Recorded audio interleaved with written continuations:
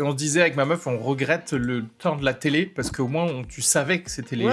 JO d'hiver. Mais est-ce que ça voudrait dire qu'au final ça sert à rien les JO? Enfin, tu vois ce que je veux dire, c'est que si les JO d'hiver surtout, hein, c'est qu'en fait si on ne regarde pas et qu'on n'est pas à fond et qu'on n'est même pas informé du fait qu'il y est, c'est peut-être parce qu'en fait c'est nul à chier. C'est drôle que maintenant les JO se soient devenus une niche. Oui, voilà.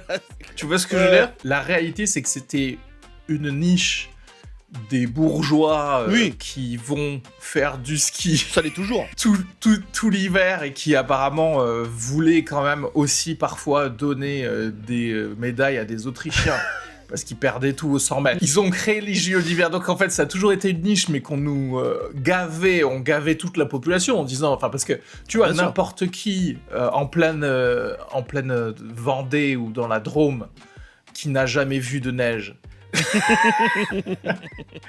se disait, ouïaïaï, le ski de fond et le biathlon c'est ultra important parce que c'est sur TF1 tous les 4 ans. Oui, voilà. Tu vois ce que je veux dire? Ouais, ça. Alors qu'en vrai, il en a jamais fait. Ben non. Personne dans sa famille n'en fera jamais. Il en a jamais regardé en dehors des JO.